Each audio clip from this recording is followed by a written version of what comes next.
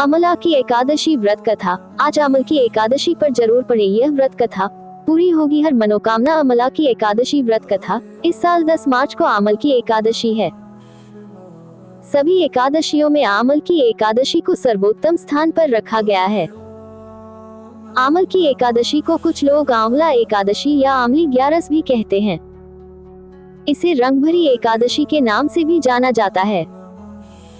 हिंदू पंचांग के अनुसार फाल्गुन मास की शुक्ल पक्ष की एकादशी तिथि को अमल की एकादशी के नाम से भी जाना जाता है। इस साल 10 मार्च को अमल की एकादशी है। सभी एकादशियों में अमल की एकादशी को सर्वोत्तम स्थान पर रखा गया है। अमल की एकादशी को कुछ लोग आंवला एकादशी या आंवली 11 भी कहते हैं। इसे रंगभरी एकादशी के नाम से भी जाना जाता है। इस दिन व्रत रखा जाता है और जगत के पालनहार श्री हरि विष्णु के साथ आंवले के पेड़ की पूजा की जाती है। कहा जाता है कि आंवले का पेड़ भगवान विष्णु को अत्यंत प्रिय है। इस दिन पूजा के दौरान अमल की एकादशी की व्रत कथा पढ़ने का विधान है। इससे भगवान विष्णु शीघ्र प्रसन्न होते हैं। ऐसे में चलिए जानते हैं अमल की एकादशी की व्रत कथा के बारे में। अमल की एकादशी व्रत कथा। पौराणिक मान्यता के अनुसार वैदेश नाम का एक नगर था। उस नगर में ब्राह्मण, क्षत्रिय, वैश्य और शूद्र रहते थे। वहां रहने वाले सभी नगरवासी विष्णु भक्त थे और वहां कोई भी नास्तिक नहीं था। उसके राजा का नाम था चैतर्थ। राजा चैतर्थ विद्वान थे और वह बहुत धार्मिक थे। उनके नगर में कोई भी व्यक्ति दरिद्र नहीं था।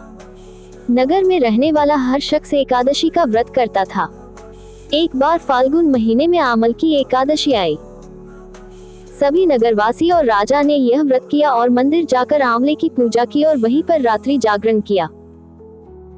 तभी रात के समय वहां एक बहेलिया आया जो कि घोर पापी था, लेकिन उसे भूख और प्यास लगी थी।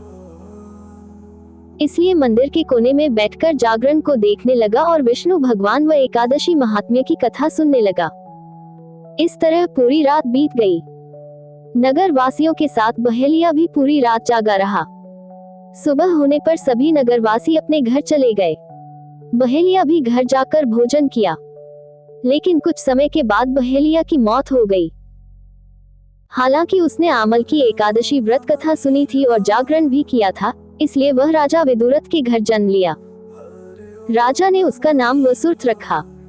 बड़ा होकर वह नगर का राजा बना।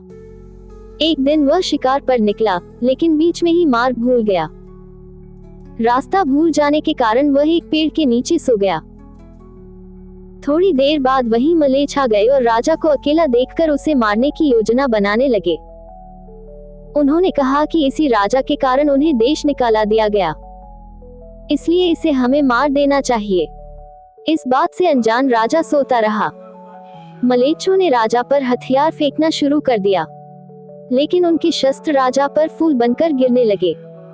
कुछ देर के बाद सभी मलेच्छ जमीन पर मृत पड़े थे। वही जब राजा की नींद खुली तो उन्होंने देखा कि कुछ लोग जमीन पर मृत पड़े हैं। राजा समझ गया कि वह सभी उसे मारने के लिए आए थे, लेकिन किसी ने उन्हें ही मौत की नींद सुला दी। ये देखकर राजा ने कहा कि जंगल में ऐसा कौन है जिसने उसकी जान बचाई है। तभी आकाशवाणी हुई कि हे राजन, भगवान विष्णु ने तुम्हारी जान बचाई है।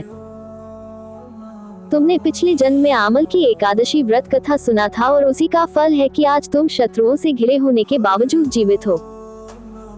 राजा अपने नगर लौटा और सुखी पूर्वक राज करने लगा और धर्म के कार्य करने लगा।